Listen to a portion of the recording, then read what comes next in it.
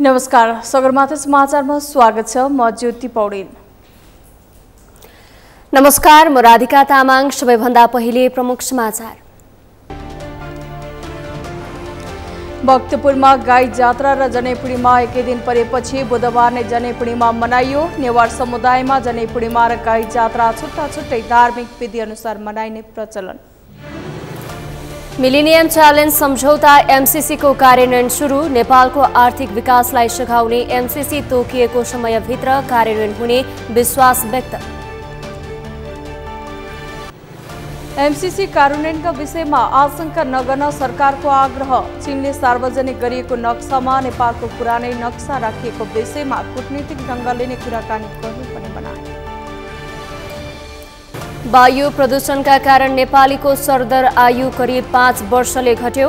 दक्षिण एसिया र दक्षिण पूर्वी क्षेत्रमा वायु प्रदूषणको असर बढी, जनस्वास्थ्यमा गम्भीर प्रभाव। र एसिया कपमा नेपाल विरुद्ध पाकिस्तानी कप्तान बाबर आजमको शतक। 109 बलमा 10 चौकाको सहयोगमा बाबरको शतक।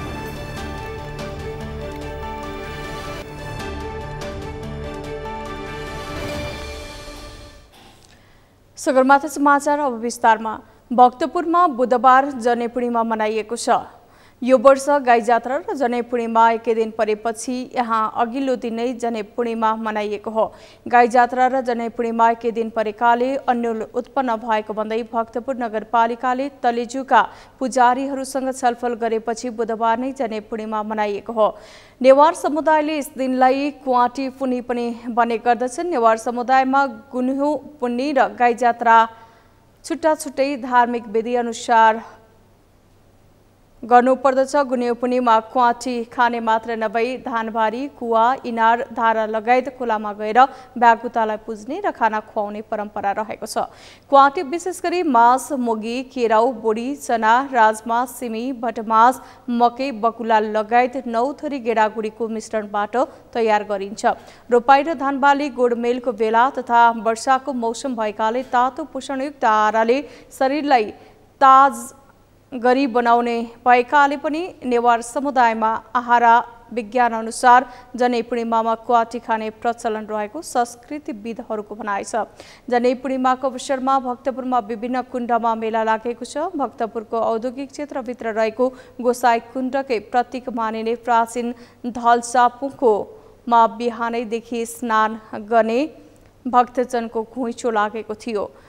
काल दहमा स्नानपछि भक्तजन जनै फेर्ने र रक्षाबन्धनको प्रतीक हातमा डोरो बाँध्ने गर्दछन्।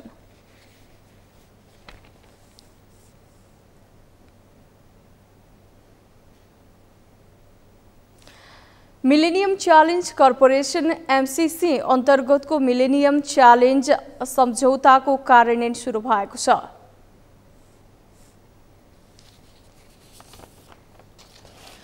बुधबार सिंहदरबारमा अर्थमन्त्री डाक्टर प्रकाश शरण महत र एमसीसीका कम्प्याक्ट सञ्चालन सम्बन्धी उपाध्यक्ष क्यामेरुन अल्फुड बेज कार्यान्वयन सम्बन्धी पत्र आदान प्रदान भएसँगै एमसीसी कार्यान्वयन सुरु गरिएको हो। यसअघि गत साउन 31 गते बसेको मिलेनियम च्यालेन्ज एकाउन्ट नेपाल विकास समितिको सञ्चालक समितिले भदौ 13 गतेलाई कार्यान्वयन मिति तोक्ने निर्णय गरेको थियो।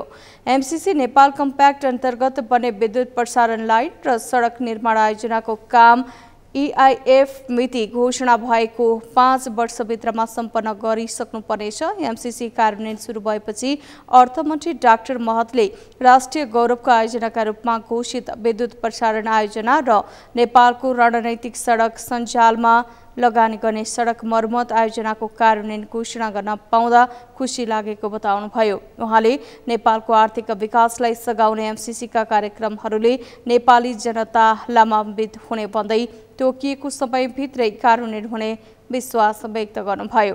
त्यस्तै एमसीसीका कम्प्याक्ट सञ्चालन सम्बन्धी उपाध्यक्ष क्यामेरुन अल्फुडले नेपाल र एमसीसी बीचको साझेदारीका सन्दर्भमा यो उत्साहजनक क्षण भएको बताउनुभयो। नेपालको आर्थिक वृद्धिलाई अघि बढाउनका लागि नेपालसँग अन्य आवश्यक सहकार्य गर्ने उहाँको भनाइ छ। And contribute to economic growth. 315-kilometer transmission line circuit is expected to strengthen the electricity supply system and overcome inadequacies in the transmission line infrastructure. It's really apropos that we're gathered here together to turn on that 5-year clock. I can say that for MCC, we are confident going into implementation based on that strong collaboration and preparation that we've undertaken here. Now, is there a significant amount of work ahead? Absolutely. Will there be issues? Undoubtedly.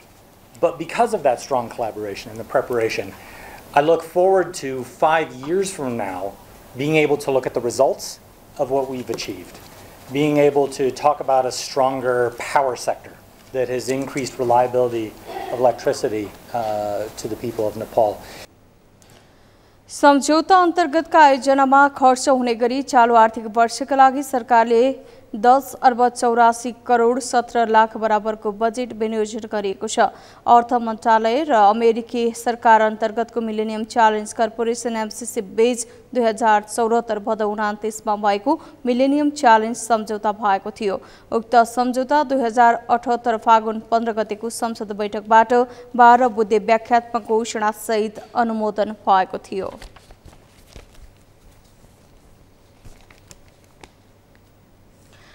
सरकारले MCC कार्यान्वयनमा आशंका नगर्न आग्रह गरेको छ।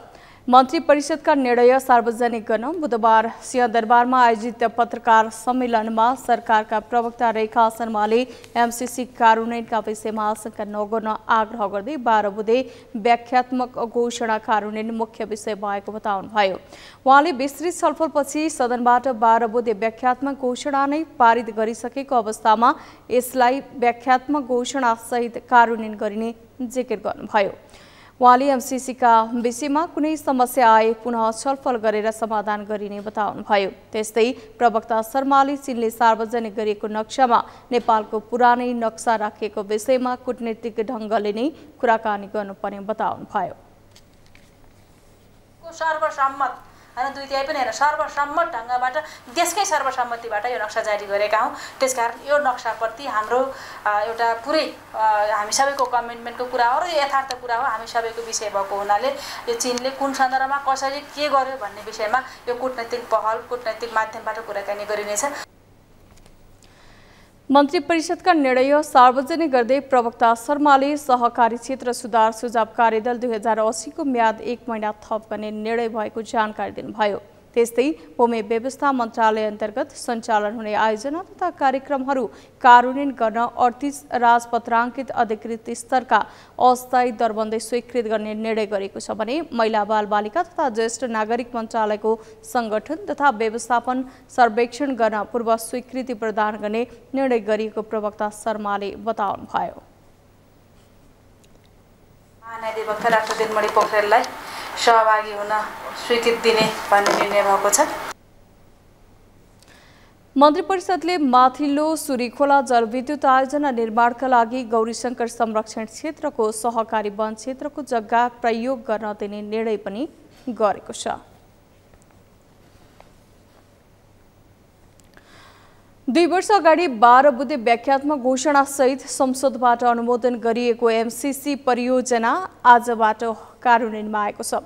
विरोधका बावजुद तत्कालीन समयमा अनुमोदन गरिएको परियोजना कार्यान्वयन हुने अवस्थामा आइपुग्दा समेत विरोध रोकिएको छैन। अहिले कार्यान्वयनको विषयमा समेत सत्तारूढ दलभित्रै नेताहरू मुलुकको विषयसँग जोडेर विभाजित देखिएका छन्। यशोदा मण्डारीको रिपोर्ट। बुधबार औपचारिक रूपमा अमेरिकी सहायता सम्झौता मिलेनियम च्यालेन्ज कर्पोरेसन एमसीसी कार्यान्वयनमा जान थालेपछि राजनैतिक वृत्तमा फेरि विवाद चर्किएको छ। अमेरिकी सरकारको एमसीसी कम्प्याक्ट कोषको 66 अर्ब रुपैयाँको अनुदान सहित नेपालमा एमसीसी कार्यान्वयनमा गएको छ। यद्यपि एमसीसीलाई अनुमोदन गर्ने समयमा जसरी विरोध चर्किएको थियो अहिले कार्यान्वयनको समयमा समेत फेरि दलहरूबीच विमति सिर्जना भएको छ। 2078 फागुन 15 गते संसदबाट 12 बुँदे घोषणा सहित उक्त घोषणालाई एमसीसी सम्झौताको अङ्ग बनाइनुपर्ने भनी एमसीसी अनुमोदन भएको थियो। तर आजसम्म एमसीसीले लिखित रूपमा नेपालको 12 बुँदे घोषणा स्वीकारेको छैन, जसको कारण सरकारमा रहेका दलका नेताहरू नै आपत्ति जनाइरहेका छन्। लामो समयको तयारीपछि नेपाल र एमसीसी बीच 2074 भदौ 29 गते नै नेपाल कम्प्याक्ट सम्झौतामा हस्ताक्षर भएको थियो।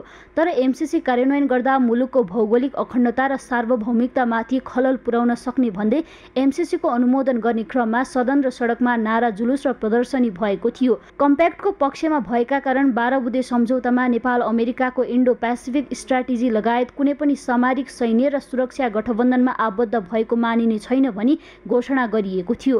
तत्कालीन समयमा सदनबाट पारित गर्न सहमत भएका दलका नेताहरू नै अहिले कार्यान्वयनको पक्षमा देखिएका छैनन्। यद्यपि परराष्ट्रविद भने कार्यान्वयनमा आइसकेको विषयलाई विरोध गर्नुको कुनै अर्थ नरहेको भन्दै यस कम्प्याक्टको विरोध गर्नु मूर्खता भएको तर्क गर्छन्। हाम्रो एकलौटी विषयवस्तु र ती विषयवस्तुहरूको बारेमा अमेरिकी सरकारले पनि बोलिसकेको छ। त्यो विषयवस्तुहरू जे त्यहाँ गरेका छन् कम्प्याक्टले को सम्पूर्ण कुरा हेर्दाखेरि त्यो कम्प्याक्टका विवरणहरूले पनि त्यसको बारेमा क्लियर गरिसकेको अवस्था देखिन्छ। एमसीसीको सहयोगमा विशेष गरी राष्ट्रिय गौरवका विद्युत प्रसारण लाइन र सडक मर्मतका 2वटा आयोजना रहेका छन्। यसको उद्देश्य आर्थिक वृद्धिमा तीव्रता ल्याउन, बिजुलीको उपलब्धता र यसको वृद्धि गर्नु, सडकको गुणस्तर कायम राख्नु तथा नेपाल र यस क्षेत्रको ऊर्जा व्यापारलाई सहजीकरण गर्नु रहेको विज्ञहरूको भनाइ छ। यस परियोजनाको कार्यान्वयन अवधि 5 वर्ष रहेको छ। अमेरिकी सरकारले 66 अर्ब अनुदान र नेपाल सरकारको 26 अर्ब लगानी सहित जम्मा 92 अर्ब रुपैयाँको पूर्वाधार आयोजना तथा कार्यक्रम कार्यान्वयनमा आएको हो। यो विशुद्ध देश विकासका लागि भएको र यस कम्प्याक्टको लक्ष्य नै गरिबी निवारण गर्ने रहेको पूर्व परराष्ट्र मन्त्रीहरूको धारणा छ। अहिले एमसीसीकै विषयमा प्रधानमन्त्री पुष्पकमल दाहालकै पार्टीभित्र विवाद छ। सत्तारूढ दल नेकपा एकीकृत समाजवादीका सम्मानित नेता झलनाथ खनाल पनि एमसीसीको विपक्षमा छन्। साथै समाजवादी मोर्चामा आबद्ध नेत्रविक्रम चन्द विप्लव नेतृत्व नेकपा समेत अहिलेकै अवस्थामा एमसीसी परियोजना कार्यान्वयन हुन नदिने अडानमा छ। सत्तासीन दलहरू नै एमसीसी कार्यान्वयनको विपक्षमा उभिएपछि प्रधानमन्त्री पुष्पकमल दाहाललाई चौतर्फी विरोधका बीच एमसीसी कार्यान्वयनमा ल्याउन निकै कठिन देखिन्छ। सगरमाथा टेलिभिजनका लागि क्यामेरामा गौरव खड्काका साथमा यशोदा भण्डारी, काठमाडौँ। नेकपाका महासचिव नेत्रविक्रम चन्द विप्लवले नेपाली जनताले एमसीसी स्वीकार नगरेको भन्दै कार्यान्वयन हुन नदिने चेतावनी दिनुभएको छ।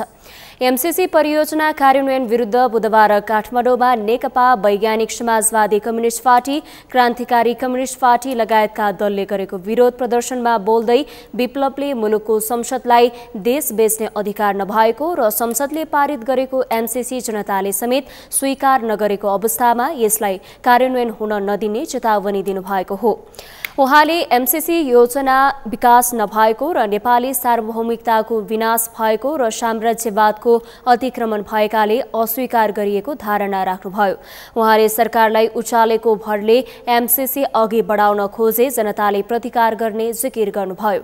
विप्लवले सरकारले साँच्चीकै विकास चाहे प्रधानमन्त्रीले एमसीसी खारेज गरेको घोषणा गर्नुपर्ने र सरकार जनताको पक्ष वा साम्राज्यवादको पक्षमा उभिने भन्ने प्रश्न पार्नुपर्ने उल्लेख गर्नुभयो। लाचार मान्छेहरूले, उनीहरूको भतुवाहरूले, उनीहरूको डलर खाने मान्छेहरूले यहाँ स्वीकृत गरे भन्ने तिमीलाई भ्रम परेको छ भने त्यो दिवा सपनाहरू त भ्रम हो। नेपाली जनताले एमसीसी स्वीकार गरेका छैनन्। यो संसदलाई के देश बेच्ने अधिकार छ? यो संसदलाई के नेपाल देशको सार्वभौमिकताको विरुद्धमा सिग्नेचर गर्ने अधिकार छ? यो संसदमा बसेका लाचार मान्छेहरूलाई के नेपाली जनताको भविष्यको बारेमा खेलबाड गर्ने अधिकार छ? कुनै पनि छैन, कुनै पनि छैन। त्यसैले हामीले के भनेका छौँ भने योमा जनताले स्वीकृत गरेको छैन। यो संसद देशको नेतृत्व गर्नको लागि चुनिएको संसद हो। मुलुकको वामपन्थी समाजवादीलाई सखाप पार्ने नियतका साथ अमेरिकाले नेपालमा एमसीसी लाद्न खोजेको उहाँको भनाइ छ। संस्कृति, पर्यटन तथा नागरिक उड्डयन मन्त्री सुदन किरातीले मुलुकलाई अघि बढाउन वर्तमान पुष्पकमल दाहाल नेतृत्वको सरकारलाई नै राष्ट्रिय सहमतीय सरकार बनाउनुपर्ने बताउनु भएको छ। टुरिस्ट बस एसोसिएसन अफ नेपालले बुधबार काठमाडौँमा आयोजना गरेको कार्यक्रममा किरातीले मुलुकका साथै समस्या समाधानका लागि दाहालको नेतृत्वमा राष्ट्रिय सहमति सरकार बनाउनु पर्ने र यसका लागि आफू कुर्सी छाड्न पनि तयार रहेको बताउनु भएको हो। मुलुकमा राजनीतिक स्थायित्व कायम गर्नका लागि सबैले त्याग गर्न तयार हुनुपर्ने भन्दै मन्त्री किरातीले राष्ट्रिय सहमतिका लागि आफूले जस्तोसुकै त्याग गर्ने जिकिर गर्नुभयो। उहाँले सबै राजनैतिक दलहरू मिलेर नै संविधान जारी भएको भन्दै सबैको एकताबाट नै राष्ट्रिय समस्या समाधान हुन सक्ने बताउनुभयो। त्यसकारणले राष्ट्रिय सहमतिको सरकारबाट अहिलेको सरकारले जे एउटा आशा देखाएको छ क्षितिजमा अहिलेको प्रचण्ड नेतृत्वको सरकारमै राष्ट्रिय सहमतिको सरकार बनाऊ। राष्ट्रिय सहमतिको सरकार बनाउँदाखेरि सबभन्दा पहिला त्याग्नुपर्छ भने म तयारै छु।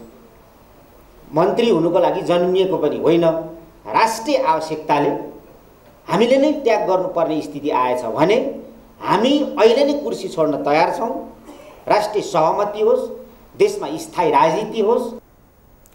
त्यस्तै मन्त्री किरातीले एकात्मक राज्यका समयमा बनाइएको पर्यटन ऐनलाई अब संहिता अनुसार परिवर्तन गर्नुपर्ने र यस क्षेत्रलाई अघि बढाउनुपर्ने धारणा राख्नुभयो।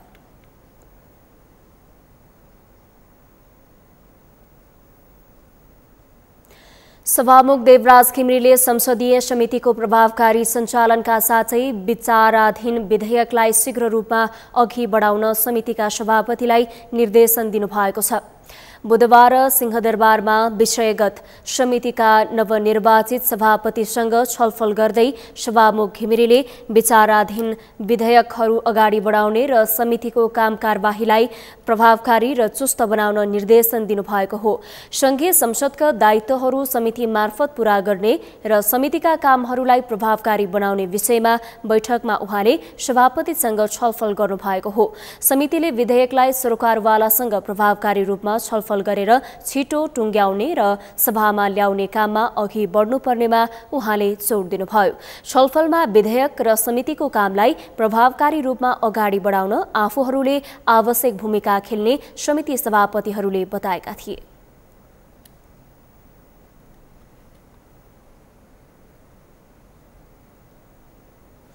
सगरमाथा समाचारमा अब पालो विश्रामको। विश्रामपछि वायु प्रदूषणका कारण नेपालीको सरदर आयु करिब 5 वर्षले घट्यो। दक्षिण एसिया र दक्षिण पूर्वी क्षेत्रमा वायु प्रदूषणको असर बढी जनस्वास्थ्यमा गम्भीर प्रभाव। अमेरिकाको फ्लोरिडा राज्यमा शक्तिशाली समुद्री आँधी इटालियाको प्रकोप, राष्ट्रपति बाइडेनद्वारा सङ्कटकाल घोषणा। र एसिया कपमा नेपाल विरुद्ध पाकिस्तानी कप्तान बाबर आजमको शतक, 109 बलमा 10 चौकाको सहयोगमा बाबरको शतक।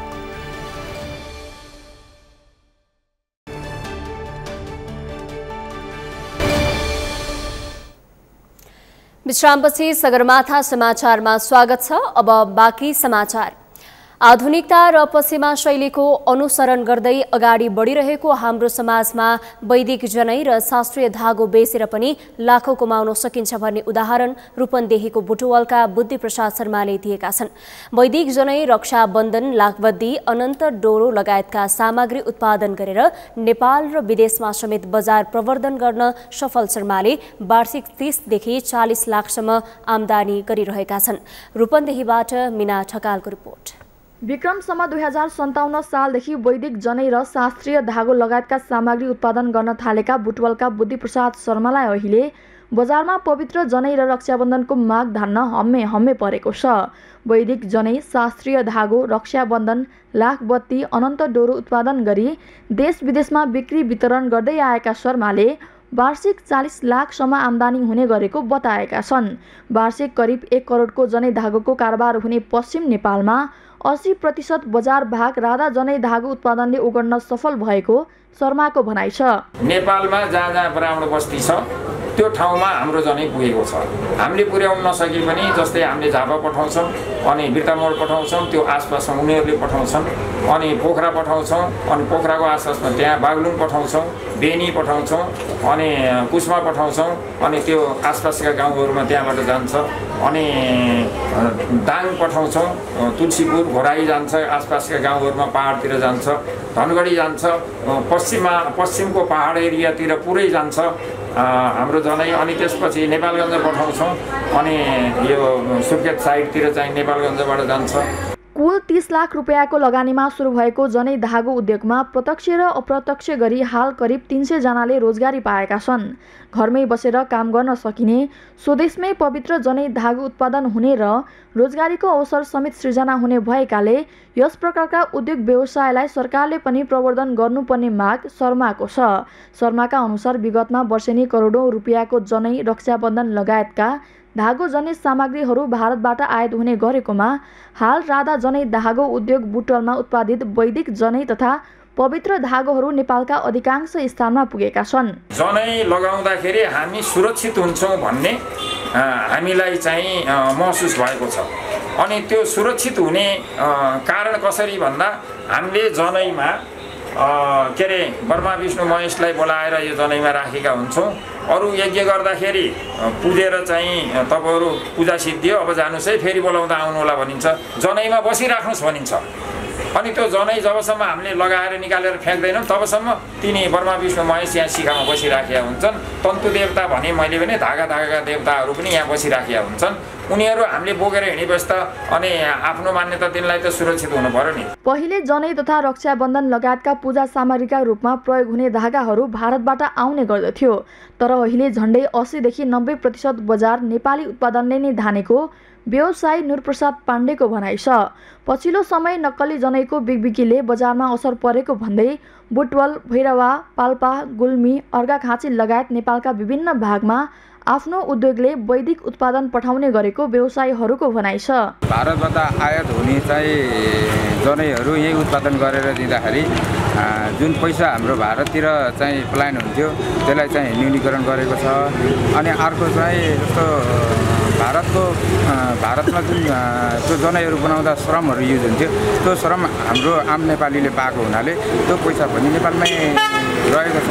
यसले चाहिँ यस नेपालको अर्थतन्त्रलाई ठुलो टेवा पुर्याएको जस्तो मलाई महसुस भएको छ। अझै एकचोटि भन्नु है त, यो राधा धागो उद्योगबाट उत्पादित जनै लगायतका धागोहरूले राष्ट्रिय अर्थतन्त्रमा के योगदान पुर्याएको छ?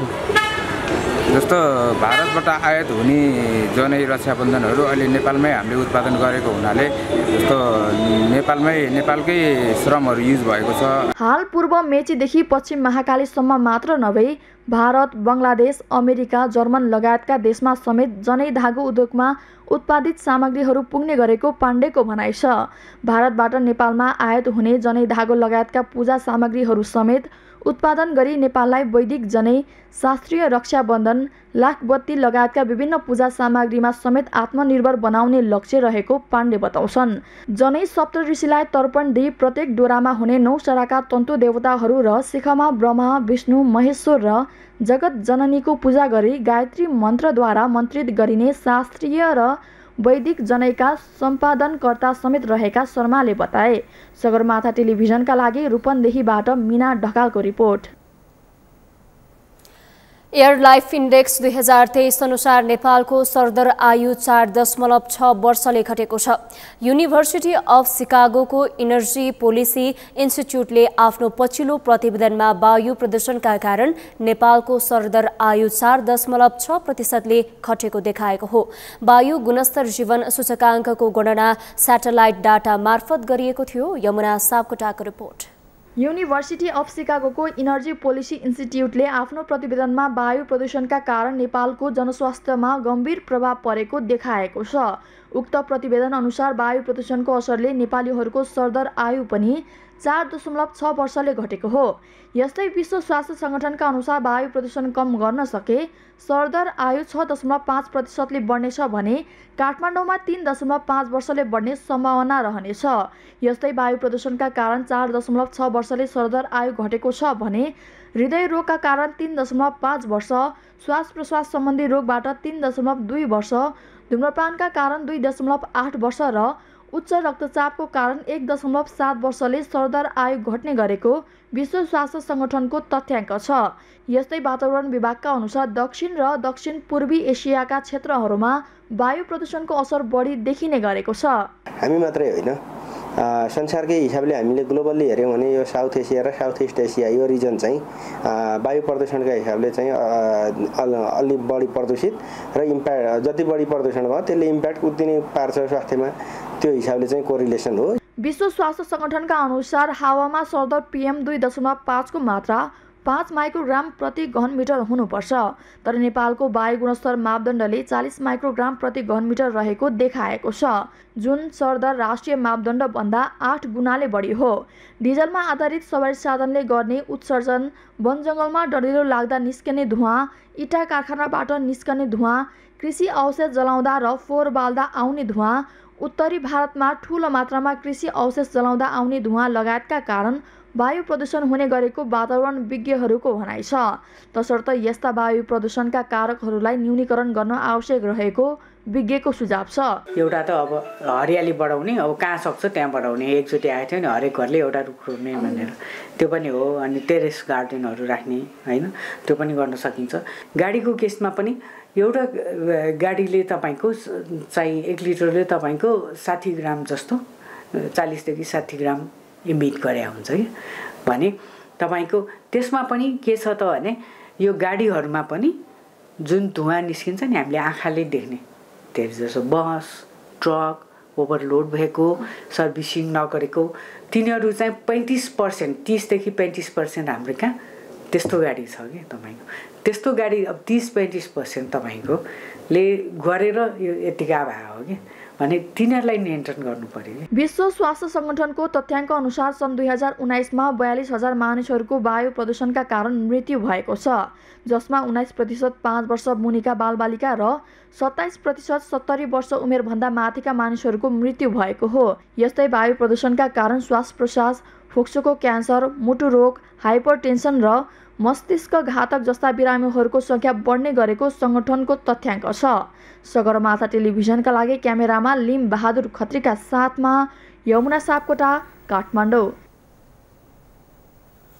वायु प्रदूषणका कारण पूर्वी एसियाका मानिसहरूको सरदर आयु 4.6 वर्षले घटेको अध्ययनले देखाएको छ।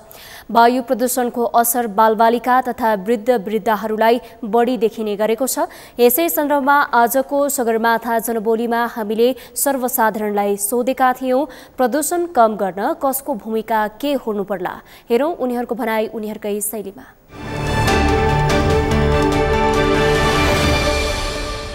प्रदूषण न्यूनीकरण गर्नको निम्ति अब यो हाम्रो यो बढ्दो यो जनघनत्व चाप लाई चाहिँ हामीले अब व्यवस्थित गर्न सक्नुपर्छ।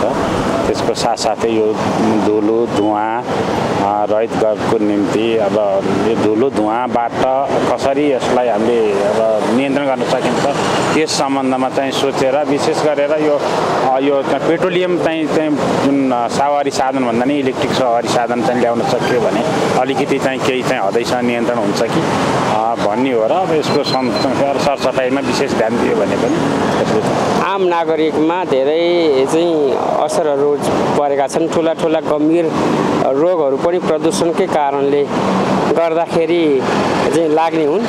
त्यस कारणले यो प्रदूषण न्यूनीकरणको लागि घर घरमा जम्मा हुने फोहोरहरूलाई चाहिँ घरमै न्यूनीकरण गर्न सकिनेसम्म न्यूनीकरण गर्नुपर्छ र ध्वनि प्रदूषण लगायतका जुन यो यातायातको साधनबाट निस्किने धुवाँको प्रदूषण पनि एकदमै बढी हुने, त्यसले चाहिँ चुरोट खाए भन्दा पनि बढ्ता समस्या चाहिँ मानव स्वास्थ्यमा चाहिँ दीर्घकालीन असर पर्ने। अहिले तत्काल त केही पनि नभएको जस्तो हुन्छ, तर चाहिँ पछि चाहिँ दीर्घकालीन असर पर्ने, त्यसले क्यान्सर लगायतका गम्भीर प्रकृतिका रोगहरू पनि हुने भएको हुनाले ध्वनि प्रदूषण यो विशेष गरी चाहिँ यो यातायातको चाहिँ बाट आउने प्रदूषणहरू पोल्युसन नियन्त्रणको लागि एकजनाबाट सम्भव छैन हो। अभियन्ताको रूपमा 2-4 जना साथीहरू खट्नुभयो भनेदेखि सम्भव छ, असम्भव भन्ने केही पनि छैन।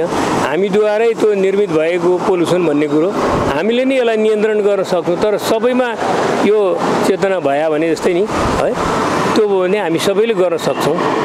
अब जस्तो यो बाहिरबाट आएकाले फोहोर पारेका होइन खासमा चाहिँ यहाँ काठमाडौँवासीहरूले नै फोहोर गरे हो सबैमा एउटै विवेकता हुँदैन अनि त्यस कारणले गर्दाखेरि बाहिरकाले यो सरसफाइ गर्दैन यो यहीँकाले गर्नुपर्ने हो जस्तो अहिले हाम्रो यसको यहाँ काठमाडौँका नगरका चाहिँ नगर प्रमुखले जुन अभियान चाल्नु भएको छ सरसफाइको यो एकदम चाहिँ सराहनीय योग्य छ हावा राम्रो चाहियो रुखबार बिरुवा रोप्नु पर्यो जथाभावी नचाहिँदो चाहिने जो धुवा प्रदर्शनका गाडीहरू चलाउनु भएन रुख बिरुवा राम्रो हुनु पर्यो हरियाली हुनु पर्यो त्यस्तै लाग्छ मलाई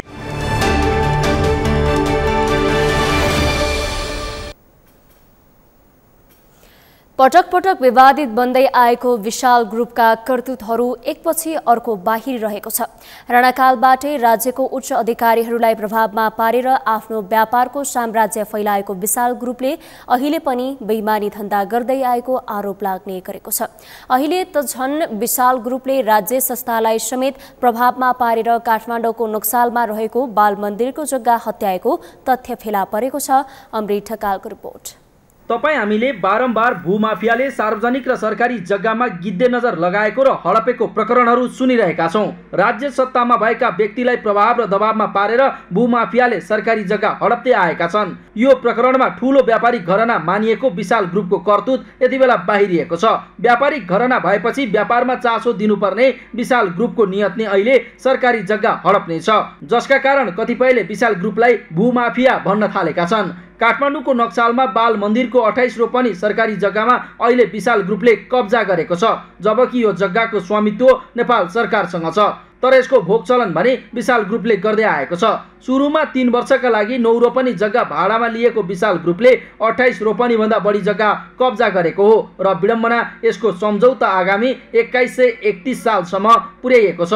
अर्थात् अझै 50 वर्ष भन्दा बढी विशाल ग्रुपले सो जग्गामा रजगज गर्ने चाल चलेको छ। बेलायती महारानीको सल्लाहमा रानी रत्न राज्यलक्ष्मी शाहले गरिब तथा आमाबुवा नभएका बालबालिकाका लागि 2121 सालमा आफ्नै अध्यक्षतामा बाल मन्दिर स्थापना गरेकी थिइन्। तर शाहपछिका अध्यक्षहरूले बाल मन्दिरको जग्गा भाडामा दिने प्रपञ्च सुरु गरे, जसमा कांग्रेस नेता गणेशमान सिंहकी छोरी रीता सिंह 2048 सालदेखि 2073 सालसम्म पटक पटक गरी 5 पटक अध्यक्ष भन्दा बिना प्रतिस्पर्धा भाडामा दिने निर्णय गर्दा बाल मन्दिरको जग्गा निजी संस्थाको कब्जामा पुगेको छ। तर जग्गा भाडामा लिनेहरू भने कानुन अनुसार नै जग्गा भाडामा लिएको दाबी गर्छन्। हडपेको भन्न चाहिँ खोइ कसरी मिल्छ मैले बुझेको छैन हैन।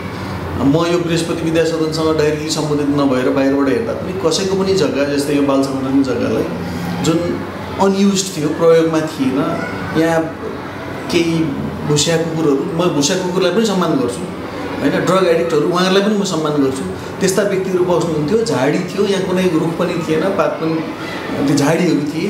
त्यस्तो ठाउँलाई चाहिँ बृहस्पति विद्या सदन पहिले यहाँ थिएन, उता नजिक थियो, यहाँ कहीँ नजिक कुरा मिल्यो। बृहस्पति विद्या सदन र बाल सङ्गठनको त्यस बेलाको डाइरेक्टर चेयरपर्सन जो हुनुहुन्थ्यो उहाँहरूसँग कुरा मिलेर चाहिँ सम्झौता अनुसार अगाडि बढेको। बाल मन्दिर र बृहस्पति विद्या सदन बीच 2088 सालसम्म जग्गा भाडामा लिने सम्झौता भएको थियो। तर सम्झौता सकिनु 16 वर्ष अगावै 2072 सालमा फेरि थप 43 वर्षका लागि बिना प्रतिस्पर्धा उक्त जग्गा बृहस्पति स्कुललाई नै दिने सम्झौता भयो, जस अनुसार अब 2131 सालमा मात्रै बाल मन्दिर र बृहस्पति बीच भएको सम्झौता सकिन्छ। हुन त स्थापना कालमा बृहस्पति स्कुलमा विशाल ग्रुपको लगानी थिएन, तर जब 2070 सालमा विशाल ग्रुपले यस विद्यालयको स्वामित्व लियो त्यसपछि प्रभाव र दबावमा बृहस्पतिलाई 2131 सालसम्म जग्गा भाडामा दिने सम्झौता भयो। यसरी 3 वर्षका लागि मात्रै भाडामा लिएको जग्गालाई झन्डै 82 वर्षसम्म भोगचलन गर्दै आएको स्कुलले फेरि त्यसपछि उक्त जग्गा फिर्ता गर्न कठिन छ। तथापि आफूहरू चुप लागेर नबस्ने बाल मन्दिरको चेतावनी छ। कहाँनिर चाहिँ अनियमितता देखिन्छ भने पहिलो अब एउटा 5 वर्षको अवधिलाई दियो, अनि 2 वर्ष बाँकी हुँदै अर्को फेरि 8 वर्षलाई गर्यो, 8 वर्षमा 3 वर्ष बाँकी हुँदै नै 30 वर्षलाई गर्यो, 30 वर्षको त 15-16 वर्ष बाँकी हुँदा 43 वर्षलाई गरिएको छ भनेपछि यसको 1 वर्ष कति भन्न पनि अप्ठ्यारो स्थिति छ। त्यसले गर्दाखेरि यी पटक पटक एउटै व्यक्तिसँग कुनै अरू प्रक्रिया नपुगिकन सम्झौता गरिनु भनेको यहाँ चाहिँ दुराशयपूर्ण यो सम्झौता हो भन्न मिल्छ। यसको अहिले अध्यक्ष भने त केयरटेकर हो नि त, उसले आफ्नो सम्पत्तिको सुरक्षा, यहाँभित्र भएका बालबालिकाहरूको सुरक्षा गरिरहँदा गैर कानुनी ढङ्गले गलत तरिकाले यही संस्थानलाई हानि नोक्सानी हुने गरी गरेका सम्झौताहरू छन् भने त यो सही हो भन्न पनि मिल्दैन, भने पनि मलाई पनि त्यही खाडलमा हाल्दा भइगयो। त्यसले गर्दाखेरि यो हिजो अस्ति भएको कुरा उहाँहरूसँग हामीले रिभ्यू गरौँ पहिले भने। 30 वर्षसम्मको सम्झौतालाई म ल ठिकै छ यसलाई मैले लिगलै ठाने भने नि अब सिद्धिन आँटिया छ, तर त्यो पनि यो दर रेटमा हुँदैन, रिभ्यू गर्नुपर्छ। पहिलो प्राथमिकता रिभ्यू, दोस्रो ब्रेक हो। ब्रेक गर्दा पनि कुनै त क्रिमिनल केस पनि यहाँभित्र भएको छन् भने त पनिसमेन्टको कुरा आउँछ। विशाल ग्रुपको करतुत केवल सरकारी जग्गा हडप्ने मात्र होइन, आफूले भाडामा लिएको जग्गा अरूलाई अझ चर्को रेटमा भाडामा लगाउने समेत रहेको छ। विशाल ग्रुपले आफ्नै लगानीमा रहेको राई स्कुललाई भाडामा लिएको जग्गा फेरि भाडामा लगाएको छ, जबकि बृहस्पति स्कुलका नाममा विशाल ग्रुपको 58% लगानी छ भने राई स्कुलमा 48% लगानी छ। त्यति मात्रै पनि कहाँ हो र, आफूले भाडामा लिएको जग्गामा बनेको संरचना समेत ब्याङ्कमा धितो राखेर विशाल ग्रुपले 31 करोड 33 लाख उठाएको छ। यो नेपालको प्रचलित कानुनको बर्खिलाप हो, तर पनि विशाल ग्रुपलाई कारबाही गर्ने आँट सरकारले समेत गर्न सकेको छैन। विशाल ग्रुपको ठगीको श्रृङ्खला यति मात्रामा पनि सीमित छैन। यो व्यापारिक समूहले सत्ता र शक्तिमा भएका व्यक्तिलाई विभिन्न प्रलोभन देखाई कारबाहीबाट बच्ने तथा विदेशी सामानहरू आयात गर्दा भन्सार छली समेत गर्दै आएको छ। यस्तै म्याद सकिएको उत्पादनमा नक्कली मिति हालेर बजार पठाउँदा विशाल ग्रुप बदनाम बनेको थियो। विशाल ग्रुप भारतीय मूलका माडवाडी व्यापारीहरूको लगानीमा बनेको संस्था हो। सगरमाथा टेलिभिजनका लागि क्यामेरामा प्रताप लामाका साथमा अमृत ढकालको रिपोर्ट। नेपाली बजारमा आई ड्रपको अभाव भएको छ। देशभर आँखा पाक्ने रोग फैलिएको समयमा औषधिको अभाव देखिएको हो। काठमाडौँ उपत्यकाका अधिकांश औषधि पसलहरूमा सिप्रोसेन, ओलोक्सिन, सिप्रोफ्ल्याक्सिन लगायतका आँखाका औषधिहरूको अभाव रहेको छ। उपत्यकाका औषधि पसलहरूमा औषधि नभएपछि ग्राहकहरू रित्तै फर्कने गरेका छन्। मेनुकलम सारको रिपोर्ट। केही साता यता बजारमा आँखामा राख्ने आई ड्रपको अभाव देखिएको छ। आँखा पाक्ने रोग प्रकोपकै रूपमा फैलिएसँगै औषधिको अभाव देखिएको हो। काठमाडौँ उपत्यकाका अधिकांश औषधि पसलहरूमा माग अनुसार औषधि उपलब्ध हुन सकेको छैन। औषधि नभएपछि कतिपय ग्राहकलाई रित्तै फर्काउनु परेको मेडिकल स्टोरका सञ्चालकहरूले बताएका छन्। आई ड्रप र ओइन्टमेन्ट एनोमासाइटिन योमा अलि बढी इफेक्टिभ काम देखा रहेछ है। त्यो जुके मलम भन्थ्यो, त्यो आँखा पाक्ने, आँखामा कचिराहरू कम गर्न, तर त्यही सर्टेज हुने के। अब सबभन्दा सस्तो औषधि र इफेक्टिभ औषधि हो त्यो, तर सस्तो हुँदा नि के गर्ने, अब त्यहाँ डिस्ट्रिब्युटर र कम्पनीहरू बनाउने कम्पनीहरू यही बेला सर्टेज गर्ने। अब नराम्रो साइड भनौँ के भनौँ, अब नेपालमा डेङ्गु आउँदा सिटामोल सर्टेज हुन्छ र हामी कहाँ यहाँ फ्लू आउँदाखेरि आई ड्रप सर्टेज भइदिने, आई ओइन्टमेन्ट सर्टेज भइदिने, त्यस्तै हो। अहिले बजारमा सिप्रोफ्लोक्सिन, ओफ्लोक्सासिन, सिप्रोसेन, एनोमाइसिटिन लगायतका आई ड्रप तथा मलमहरूको अभाव छ। आफूहरूले माग गरे भन्दा आधा सङ्ख्यामा मात्रै औषधिहरू आउने गरेको औषधि व्यवसायीहरूको भनाइ छ। उनीहरूका अनुसार औषधिको उत्पादन नै कम भएको तथा स्टक नरहेकाले अभाव देखिएको हो। हामीले चाहिँ जुन जति डिमान्ड छ त्यति अनुसारको औषधि हामीले पाइरहेको छैन। हामीले सिधै नाइ भन्नुपर्छ बिरामीलाई कि छैन भनेर भन्नुपर्छ कि अब के गरौँ, जहाँबाट हामीले ल्याउने हो त्यसैले भन्दा छैन भने हामी कहाँबाट दिने, त्यो त सरकारको कुरा हो। त्यसैले यो कुरालाई सरकारले ध्यान दिनुपर्ने कुरा हो कि हो। बजारमा औषधि अभाव भइरहँदा औषधि व्यवस्था विभागले भने अभाव नभएको दावी गरेको छ। औषधि नपाएर ग्राहकहरू रित्तै फर्कने अवस्था हुँदा पनि विभागले औषधि अभाव भएको भन्ने गुनासो विभागमा अहिलेसम्म नआएको बताएको छ। विभागका अनुसार विभागीय अनुगमनको टोलीहरूले दैनिक बजार अनुगमन गरिरहेको छ। अनुगमनबाट औषधिको अभाव नदेखिएको विभागको भनाइ छ। यसमा हाम्रो बजार अनुगमनमा टिमहरू गइ नै रहेको छ। आज पनि 2-3 वटा टिम बजार अनुगमनमा गएको छ होइन। उहाँहरूले कस्तो प्रतिवेदन ल्याउनुहुन्छ त्यो हेर्नुपर्छ। तर कस्तो छ भने मान्छेले जस्तै कोभिडको टाइममा पनि प्यारासिटामोल ट्याब्लेट भनौँ न, ज्वरोको चक्की अभावको मौका छोपेर औषधि पसलहरूमा कालो बजारीको चहल पहल पनि बढेको छ। यस्तोमा बजारमा बढेको कालो बजारी नियन्त्रण गर्न औषधि व्यवस्था विभाग सक्रिय हुन जरुरी छ। सगरमाथा टेलिभिजनका लागि क्यामेरामा सुनिल कोलीका साथमा मेनुगालम साल, काठमाडौँ। काठमाडौँको भूमिका स्थान मन्दिरको जग्गामा पार्टी प्यालेस सञ्चालन गरी अनुचित प्रयोग गरेको पाइएको छ। राष्ट्रिय भोजघर समितिले भूमिका स्थान मन्दिरको गुठी भोजघर रहेको जग्गामा पार्टी प्यालेस बनाएर 28 वर्षदेखि सञ्चालन गरिरहेको तथ्य फेला परेको हो। यसरी पुरातात्विक सम्पदा मिचेर निर्माण गरिएको पार्टी प्यालेस भत्काउनु पर्ने र पहिलेकै अवस्थामा फर्काउनु पर्ने भन्दै स्थानीयहरूले विरोध गरेका छन्। अभिषेक सुनारको रिपोर्ट। पुरातात्विक सम्पदा मिचेर निजी प्रयोगमा ल्याउने गैर कानुनी काम नेपालमा अत्याधिक भएको छ। सार्वजनिक एवं पुरातात्विक सम्पदाको उपयोग गरी व्यक्तिगत लाभ लिन गिरोह नै बनाएर लागि परेका छन्, जसको एउटा गतिलो उदाहरण हो काठमाडौँ महानगरपालिका वडा नम्बर 20 मा रहेको दे भोज 6 अर्थात् राष्ट्रिय भोजघर प्रबन्ध समितिको पार्टी प्यालेस। पुरातात्विक सम्पदाको संरक्षण गर्ने उद्देश्यले स्थापित यो समितिले भीमसेन स्थान मन्दिरको जग्गा मिचेको तथ्य फेला परेको छ। भीमसेन गुठी भोजघर भएको यो जग्गामा समितिले दे भोज 6 नाम दिएर पार्टी प्यालेस नै खोलेको स्थानीयले बताएका छन्।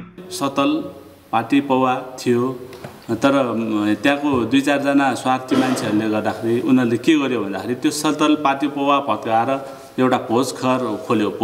भोजघर पनि सुरुमा खोल्ने बेला त समाजसेवाको लागि राम्रोको लागि नै भनेर खोल्यो, तर त्यहाँ पछि आएर अहिले आएर के हुन गयो भन्दा 4-5 जनाले कमाउने भाँडो भयो त्यो। अनि हाम्रो चाहिँ टोल समाजले पनि बोल्न नसकेको कारण के भन्दाखेरि त्यहाँको हुने खाने सामन्ती मान्छेहरू जस्तो टोलको मै हुँ भन्ने मान्छेले त्यो बनाएकोले टोलको मान्छेले पनि केही बोल्न सकेन।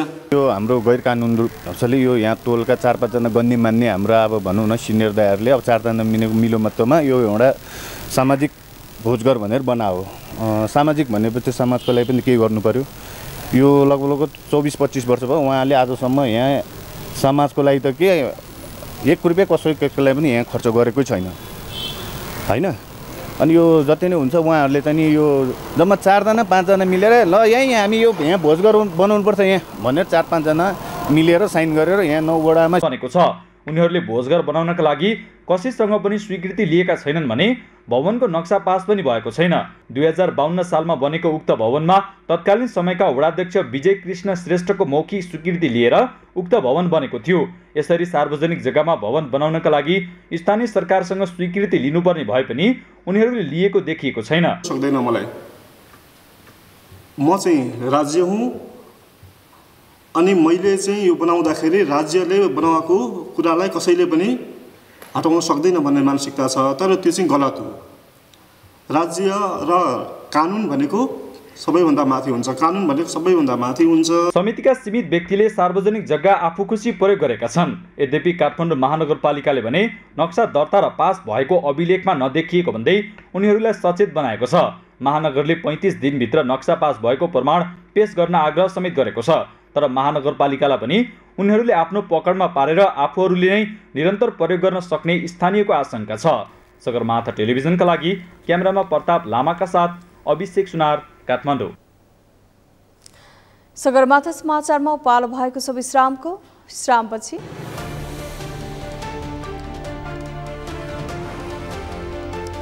अमेरिकाको फ्लोरिडा राज्यमा शक्तिशाली समुद्री आँधी इडालियाको प्रकोप, राष्ट्रपति बाइडेनद्वारा सङ्कटकाल घोषणा।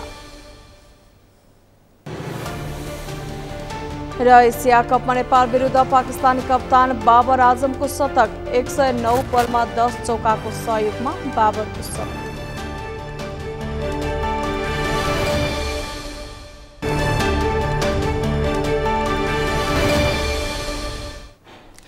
विश्रामपछि स्वागत छ। अब अन्तर्राष्ट्रिय समाचार।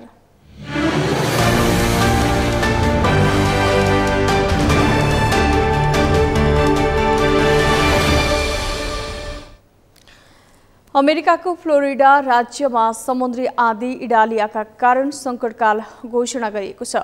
फ्लोरिडाको खाडी किनारा क्षेत्रतर्फ अघि बढिरहेको समुद्री चक्रवात इडालिया झनै शक्तिशाली भन्दा जोखिमको स्तर अत्याधिक बढेको त्यहाँको मौसम पूर्वानुमान विभागले जनाएको छ।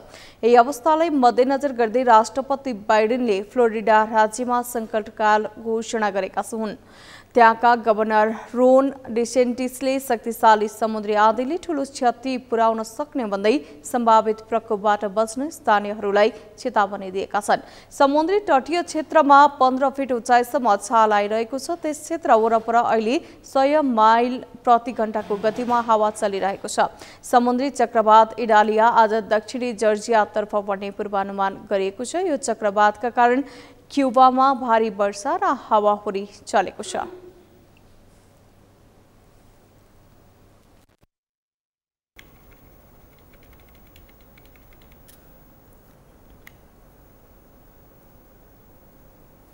सगरमाथा समाचारमा अब पालो खेल समाचारको।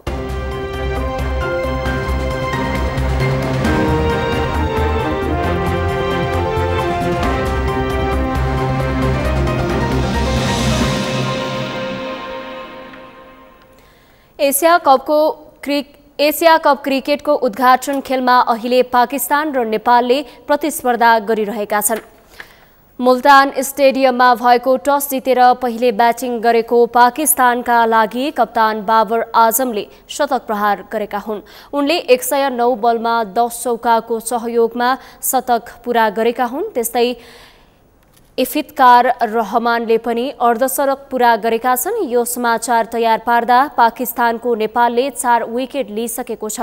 पहिलो पावर प्लेमा नेपालले पाकिस्तानका दुवै ओपनरलाई आउट गर्न सफल भएको हो। नेपालका लागि करण केसीले पहिलो सफलता दिलाएका थिए। करणले फखर जमानलाई विकेट किपर आसिफ शेखको उत्कृष्ट क्याच मार्फत 14 रनमा आउट गरेका थिए।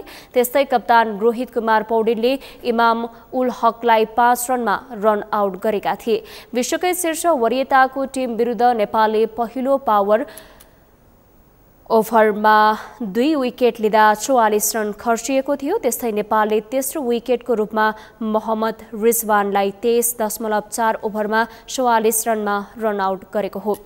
उनलाई दिपेन्द्र सिंह ऐरीले डाइरेक्ट हिट मार्फत रन आउट गरेका थिए। नेपालका लागि चौथो विकेट सन्दीप लामिछानेले लिए। उनले अघा सलमानलाई 5 रनमा कुशल भुर्तेलबाट क्याच गराएका हुन्।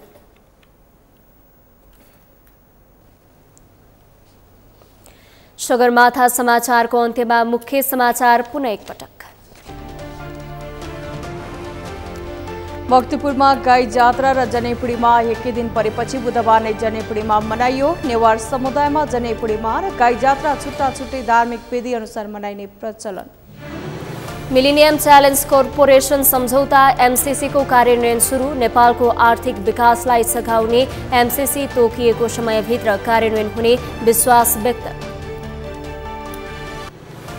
एमसीसी कार्यान्वयनका विषयमा आशंका नगर्न सरकारको आग्रह। चीनले सार्वजनिक गरिएको नक्सामा नेपालको पुरानै नक्सा राखिएको विषयमा कूटनीतिक ढङ्गले नै कुराकानी गर्नुपर्ने भनाइ। वायु प्रदूषणका कारण नेपालीको सरदर आयु करिब 5 वर्षले घट्यो। दक्षिण एसिया र दक्षिण पूर्वी क्षेत्रमा वायु प्रदूषणको असर बढी, जनस्वास्थ्यमा गम्भीर प्रभाव। र एसिया कपमा नेपाल विरुद्ध पाकिस्तानी कप्तान बाबर आजमको शतक। 109 बलमा 10 चौकाको सहयोगमा बाबरको शतक। हौस् त सगरमाथा समाचार अहिलेलाई सकियो। तपाईँ समाचार बुलेटिनका साथै सगरमाथा टेलिभिजनका सम्पूर्ण कार्यक्रम www.sagarmatha.tv मा पनि पढ्न र हेर्न सक्नुहुनेछ। साथै युट्युबमा youtube.com/sagarmatha TV नेपालमा हेर्न सक्नुहुनेछ। तपाईँ हामीलाई फेसबुकमा पनि facebook.com/stv नेपालमा फलो गर्न सक्नुहुनेछ। समाचारको शिखर नेपालको गौरव नेपालको पहिलो न्युज च्यानल सगरमाथा टेलिभिजन हेर्दै गर्नुहोला। नमस्कार। नमस्कार।